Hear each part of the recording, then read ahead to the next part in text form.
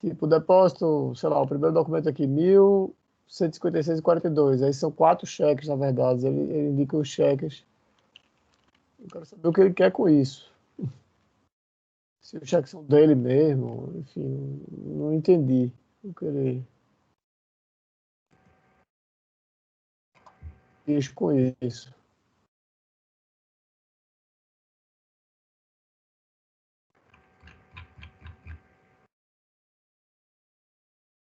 Ele só pode dizer que só conseguiu segunda via comprovante de depósito de transferência bancária, que o custo inerente, a subtração só poderá ser obtidos agora, de inequívoca utilidade para comprovar a tese ao mais justo deslinde do processo. O que quer com isso?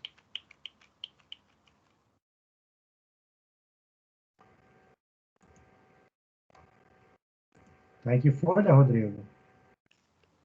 Ele junta a partir da folha. Não, a petição está na folha 986. 986. E depois os documentos.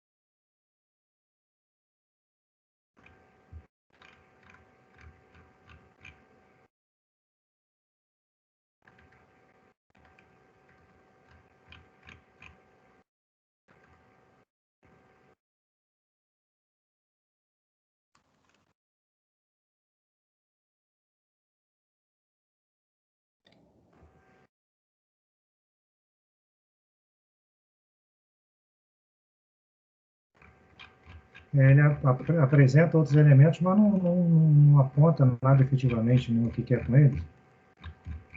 É isso? No corpo, eu não entendi, porque também no corpo do recurso, eu fui ver no recurso, né? De 965, ele pega uma tela dessa e justifica, dizendo que ao invés de transferir recurso dele da própria conta para outra, né, para evitar tarifa, tal, enfim, essas coisas, ele andava com cheque e fazia depósito via cheque mesmo, de uma conta para outra. Aí ele diz que, ó, nesse exemplo aqui, o depósito de 1.459, todos os cheques, são 5 cheques, né, todos eles vêm da mesma conta,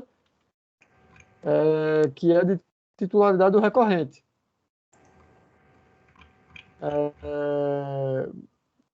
Mas onde é que diz que é de titularidade do recorrente? Falta isso, Vicente, né? dependendo do encaminhamento aí, eu até vi isso, esqueci de colocar, mas nas considerações iniciais eu iria colocar que esses documentos, né, assim, além de não se prestarem a justificar os depósitos não comprovados, eles também são intempestivos, né, são extemporâneos que eles foram protocolizados após o prazo do recurso voluntário, entendeu?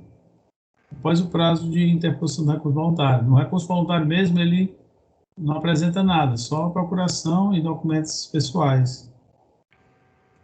Entendi, Daniel. Rodrigo, vê se tu consegue me ajudar. Entra na folha 991. Então, a Certo. gente tem aqui um total de cheques de 1.156,42. Seria o somatório desses 3 cheques aqui embaixo, não é isso? Desses 4, Esses isso. 4 cheques. Seria dessa conta sacada aqui, 53.008.138. Isso. E como você identificou em algum lugar que essa conta é dele? Aí esse é o problema. Ele afirma que é dele, mas eu não identifiquei. Da mesma forma que tem essa conta, mais para frente tem, ó, folha 1002. Já são outras contas. São 4 contas diferentes. Como é que eu vou saber que é a conta dele? Né? Então a gente começa a ver aí que, apesar do contribuinte estar destrinchando aí o depósito em vários cheques, né? A gente está vendo, mas faltou a comprovação. Acho que a origem foi da conta dele, né? né, Daniel? Acho que valeria pontuar isso, porque se a gente identificasse com clareza que essa Não, conta assim, a aqui. conta é dele do Citibank, certo? Essa conta. Agora, a questão é a Não, extemporaneidade, né? essa 5, final 8138 é dele? Sim, é do Citibank. É dele? Foi uma conta dele que foi um valor de uma conta dele que foi depositada no Bradesco, no Banco 237. No relatório fiscal tem a relação de contas e agências dele, na Que folha tem essa. 18. Realmente, esse final 138 é do Citibank.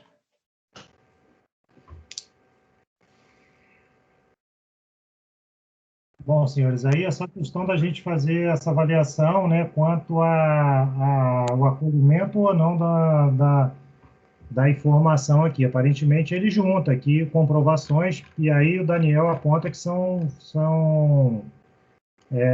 documentos juntados fora do prazo para comprovação. Isso aí já é outro tema que pode ser objeto de discussão.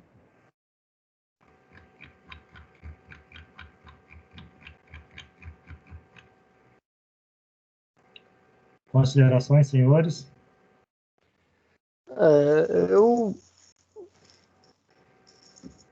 Como, devido à grande quantidade de documento, por algumas vezes assim, a gente já teve a oportunidade de baixar a diligência para fiscalização, para a unidade preparadora, para fazer esse cotejo. Isso se for acatada essa juntada de comprovante, né?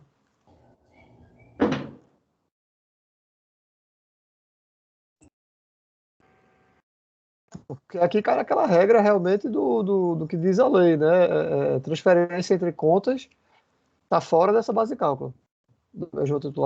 Transferência de contas da mesma titularidade está fora dessa base de cálculo. O lance é verificar, por exemplo, qual era aquele número, coisa que eu falei, foi 911, né? 991. Vamos pegar só esse caso aqui, depósito de 1.156,42 no Bradesco em 19/4. Será que isso está lá no lançamento? E de repente a própria fiscalização já excluiu, né?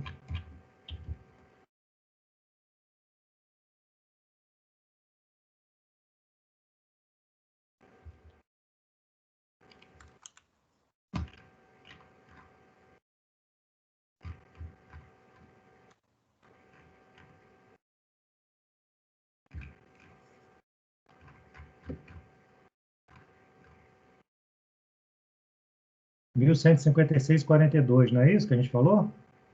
Deixa eu ver lá. 991? 1156,42. Bom, pelo menos consta em folha 449, onde ele foi intimado.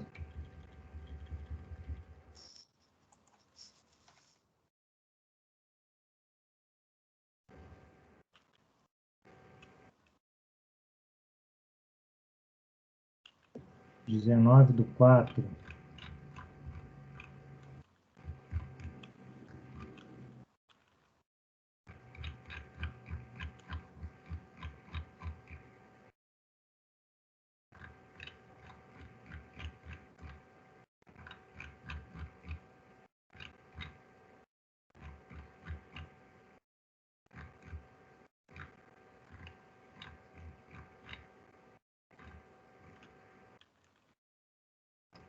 Dezenove do 4, 1156,42. Em identificação. Já aparece em folha 481 em identificação. Ou sem identificação. Deve ser isso. É.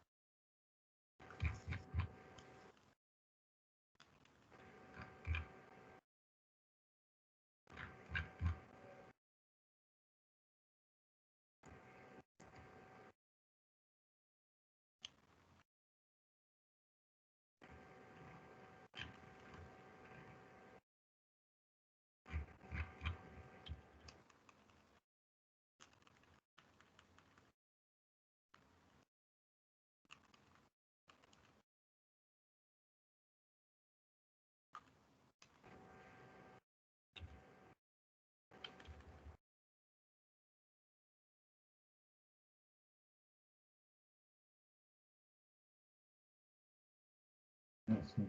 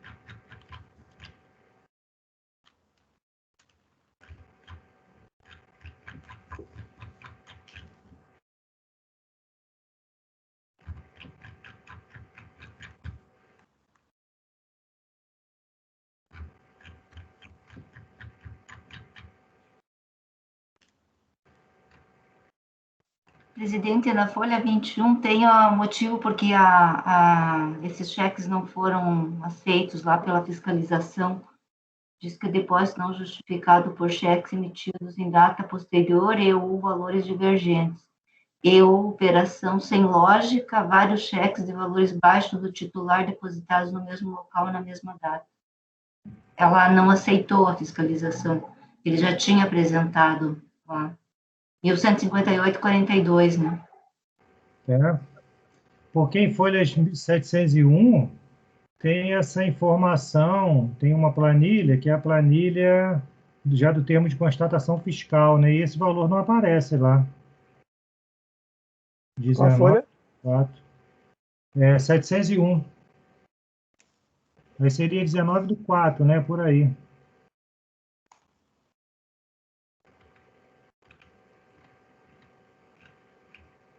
Você viu isso aonde, Débora, que você falou?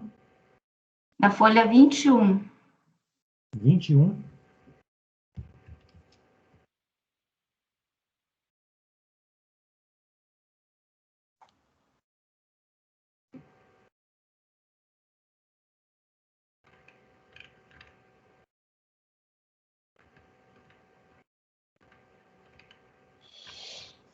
Diz que é o anexo do relatório fiscal.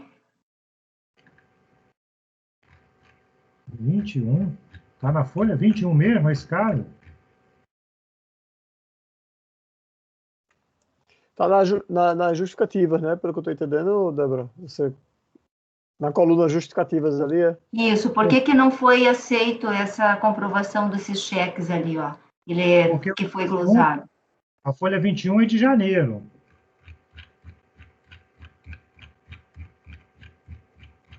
E a gente estava falando daquele valor lá, 19/4.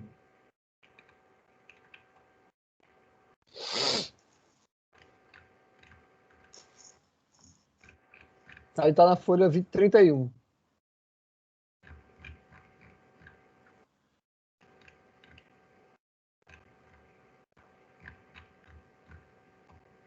R$ 1.158,42, sem justificativa.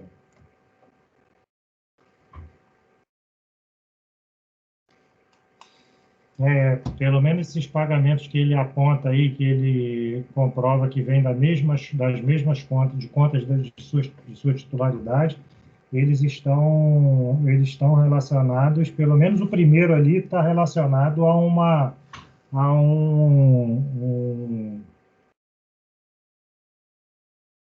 um valor considerado omitido pelo contribuinte, né? Senhores, o que fazer, senhores? O conselheiro relator entende que não deve acolher isso. Vamos à votação. Alguém quer dar uma olhada com um pouco mais de cautela nesse caso? Porque teria que dar uma filtrada aí, são vários documentos, né, para fazer esse cotejo entre essa tabela que está aqui e ver o que está lá. Primeiro, para identificar aquelas contas, para saber se essas contas são todas dele mesmo, porque, segundo a Débora, consta no próprio relatório fiscal a informação da titularidade daquelas contas. e depois fazer esse cotejo como fizemos com o primeiro aqui. Agora a gente já identificou onde nós estamos, né? Onde que está essa informação. Mas teria que verificar lá os totais de cada depósito daquele para verificar se estão sendo tributados aqui, se for o caso, naturalmente sendo acolhido, sendo aceita aí a apresentação desses documentos nesse momento, sendo excluídos esses valores. Presidente, acho que cabe sim. Eu posso pedir vistas aqui, dar uma olhadinha com mais calma. Tela? Ok. Eu vou fazer, então, para eu não ter que colher o voto até você, que você é o último a votar, eu vou registrar vista aqui para o Douglas. Tudo bem, Douglas? Tudo bem, presidente. Então, ok, senhores.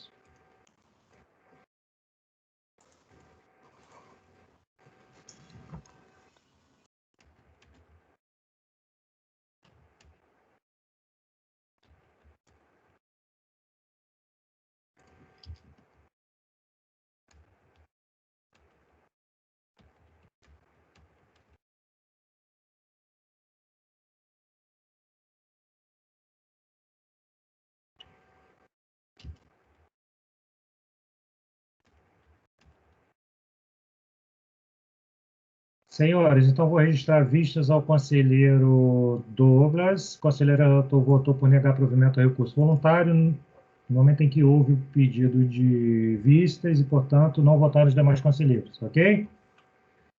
Senhores, são 17h21. Nós temos 2 processos unicamente. O que vocês querem fazer? Vamos concluir esses 2 processos?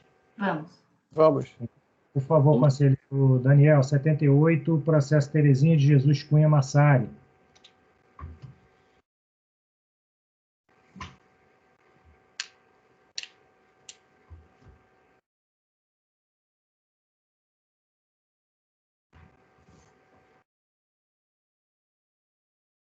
Presidente, esse caso aqui também foi meu encaminhamento foi no mesmo caso daqueles outros 2, né? De conversão de diligência pela falta de intimação do co-titular. Mas aqui, vencido na diligência, me parece que a questão é fundamentalmente de direito, né? Essa questão que ela alega de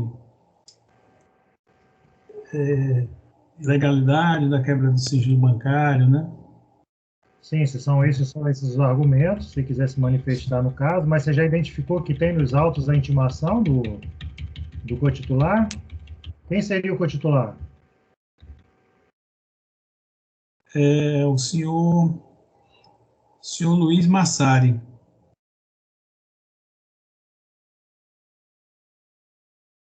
Pode dar um Ctrl F aí.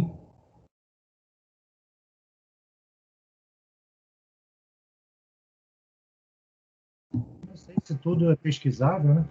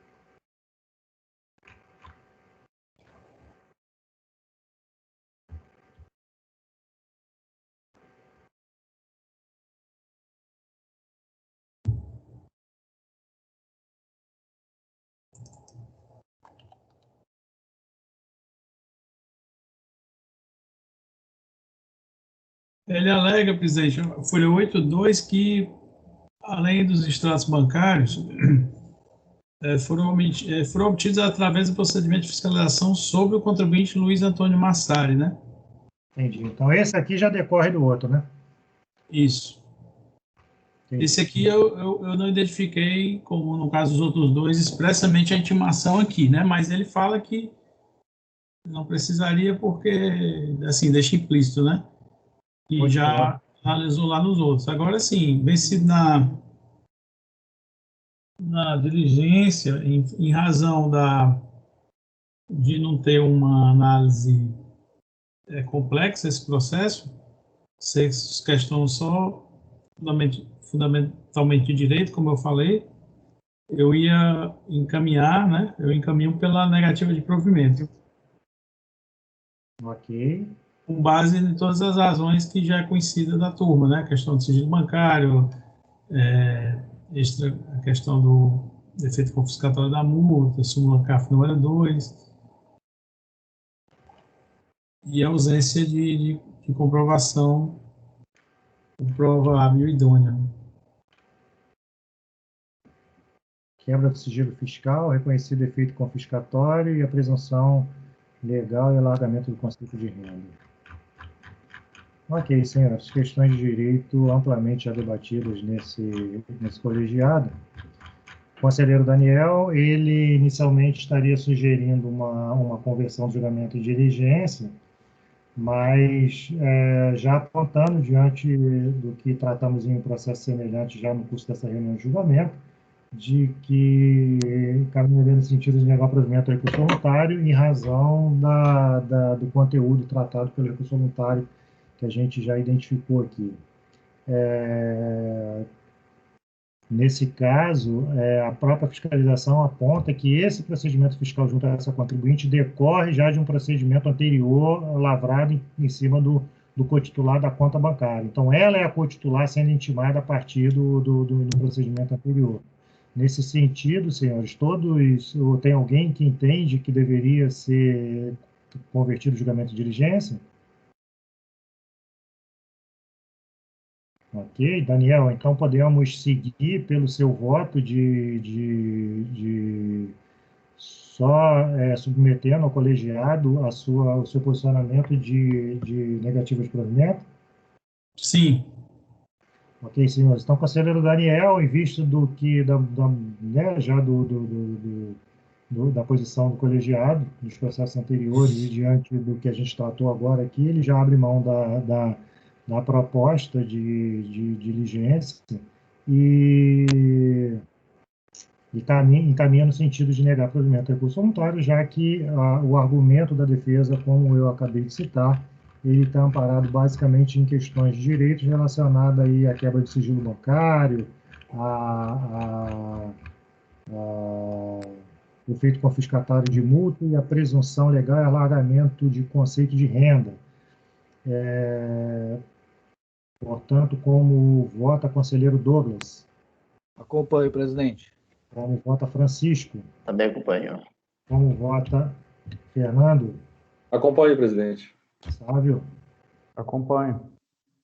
Eu acho que eu pulei adentro. Débora? Eu acompanho. Sávio, acompanhe. Rodrigo, por favor.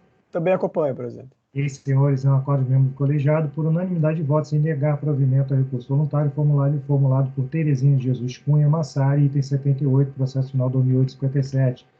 Processo seguinte, o Sama Ferdinand. Por favor, conselheiro Daniel. Nesse caso, é um processo também muito parecido com o que a gente já viu no decorrer dessa sessão. É uma ação de rendimentos decorrente de depósitos bancários de origem não comprovada. Após a análise preliminar dos documentos apresentados na DDF, a fiscalização constatou que o contribuinte realizou a operação e na Bolsa de Valores, né, com renda variável, e foi intimado a apresentar informações de todas as operações realizadas no mercado de renda variável no ano 2006. com informe de rendimento de todas as instituições financeiras ou corretora de títulos e valores, manteve conta ou realizou operações no ano 2006, nota de corretagem de todas as operações realizadas na Bolsa e junto às instituições financeiras nesse ano.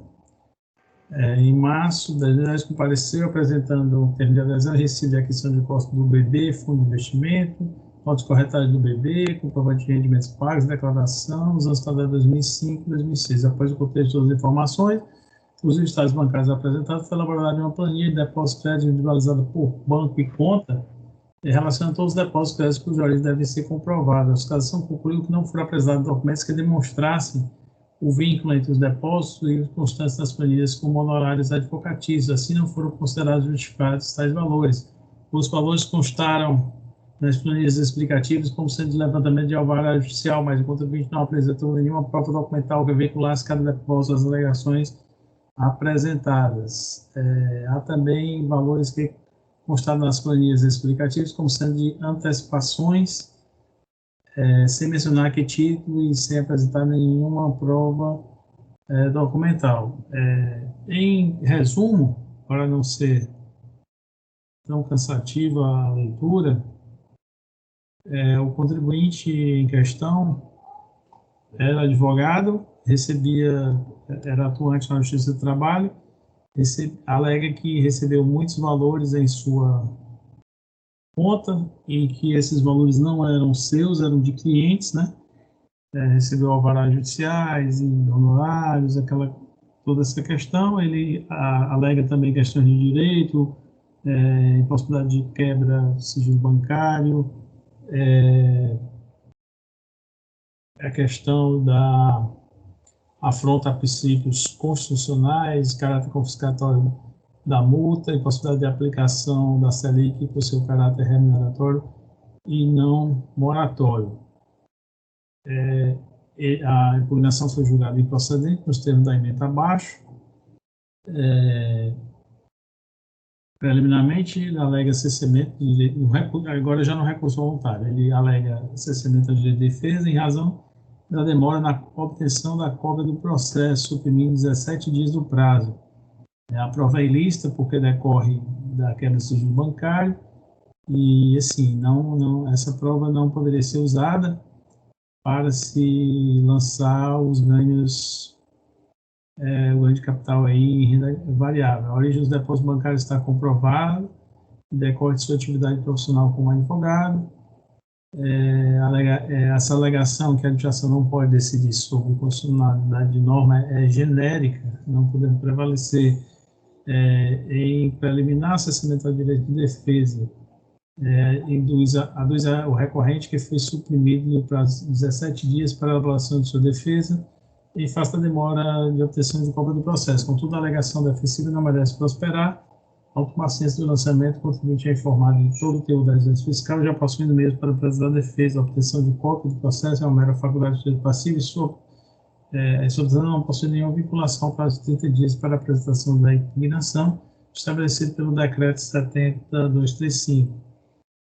Eu vou colocar o que eu mencionei no processo de outro contribuinte, que a defesa está muito bem articulada, tanto a impugnação quanto o recurso voluntário, que denota que não houve prejuízo, como alega o recorrente. Assim, afasto a preliminar, né, de cessamento ao direito de defesa suscitadas, né. Em relação ao sigilo fiscal, aquela decisão que já conhecemos do STF, essa questão já está superada. Em relação aos ganhos de renda variável, é perfeitamente válido o lançamento que apurou a obtenção de ganhos em renda variável, operação em bolsa de valores sem recolhimento de imposto devido. Porque aqui ele, em relação à operação em bolsa de valores, a defesa dele se concentra na questão da ilegalidade da quebra do sigilo fiscal, inconstitucionalidade da quebra do sigilo fiscal, que não poderia ter havido essa quebra de sigilo fiscal, sigilo bancário, não poderia ter havido essa quebra de sigilo bancário para lançar esse ganho de capital aí em renda variável, né? Em relação à questão da alegação de inconstitucionalidade de norma, efeito classificatório da multa, eu aplico a súmula CAF número 2, como sempre faço. Em relação à omissão de rendimentos, o ponto fulcral, acho que o presidente até comentou aí, num comentário em outro processo, né, que é muito comum ocorrer esses depósitos de clientes, advogados na conta, e aí a prova, tem que haver a prova desse repasse, enfim, toda a questão também dos depósitos tem que estar de maneira individualizada, comprovado de maneira individualizada, consoante determina a lei, né? Então, o ponto fulcral da lei de administrativa tributária consiste no argumento defensivo de que não ocorreu fato gerador, os depósitos bancários têm como origem os rendimentos provenientes de sua atividade como advogado ou valores pertencentes a seus clientes, decorrente de recebimento de condenações da Justiça do Trabalho. No caso vertente, não há elementos probatórios produzidos de forma individualizada para se referir à existência de depósitos bancários decorrente de eventual utilização da conta bancária do recorrente para receber condenações, valores resultantes de condenações trabalhistas de seus clientes. Não há vínculo entre os valores depositados com alvarás judiciais e repasse aos clientes beneficiários com coincidência de datas e valores. Em relação ao recebimento de honorários advocatícios, ainda que ficasse comprovada a origem de maneira individualizada, como exige a lei, referida verba seria tributável, sendo devida a apuração do imposto de renda da pessoa física de acordo com as tabelas vigentes no ano calendário a que se refere os rendimentos. Porque, assim, tem uma parte que ele diz que os depósitos pertenciam a seus clientes, que era um mero repasse, e outras que ele alega que realmente eram honorários advocatícios. Então, estou dizendo que essa verba, ela seria tributável, mas ainda assim não há uma comprovação de maneira individualizada para a gente, digamos, comprovar, assim, para ficar provada a origem, né, e a causa dos rendimentos, como honorários advocatícios. As alegações formuladas pelo recorrente, no caso, são genéricas e acompanhadas do necessário arrimo probatório. E aí eu coloco aquela mesma questão: responsabilidade pelos valores depositados, as contas bancárias pertencem ao recorrente, o único titular da conta de depósito sob enfoque, sendo certo que, para afastar essa responsabilidade, para efeitos da pressão legal estabelecida pelo artigo 42, dispensar a existência de prova robusta produzida por meios hábeis e idôneos, o que não aconteceu no presente caso. Súmula CAF número 32. Aí eu transcrevo, ele é arrazoado sobre a matéria, né? E em relação à taxa Selic, aplica a súmula CAF número 4. Diante do exposto, eu voto por quem cede o recurso voluntário para negar-lhe provimento.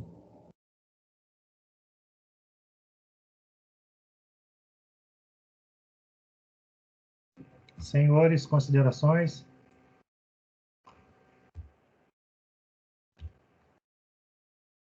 Conselheiro Daniel, negando provimento por conta do que a gente vê reiteradamente, falta de individualização aí da demonstração da origem de recursos, falta de controle aí dos créditos, né, de conta em conta bancária, e ainda argumentos relacionados à matéria de direito já amplamente debatidos neste colegiado. Assim, o conselheiro Daniel está negando o provimento a recurso voluntário formalizado nos autos do processo final 2010-27, item 79, do contribuinte Ussama Ferdinand. Alguém quer fazer alguma consideração? Então, como vota o conselheiro Douglas? Acompanho, presidente. Francisco? Também acompanho. Fernando? Acompanhe, presidente. Acompanhe, presidente. Débora? Acompanho. Sávio? Acompanho. Rodrigo? Bem, acompanho, presidente. Ok, senhores. Eu também acompanho o conselheiro relator e, assim, acordo os membros do colegiado por unanimidade de votos em negar provimento a recurso voluntário do processo do senhor Ussama Ferdinand. Neste sentido, senhores, concluímos aqui a nossa pauta da tarde deste dia 9 de junho. E, portanto, agradeço aos senhores, parabenizo a todos aí, me desculpo pela tocada aqui, né, que a gente fez praticamente um ponto só, um ritmo só, numa pancada só aqui, todos os julgamentos, mas em alguns momentos a gente fica preocupado de não conseguir fechar a nossa pauta, e quando a gente não consegue, certamente isso vai impactar um pouco mais à frente nos nossos trabalhos, né? Senhora Amanda, por favor, eu não sei se a senhora Amanda continua nos acompanhando, se já foi substituída, porque tal qual aconteceu ontem, mas solicito, por favor, que pare a gravação neste momento.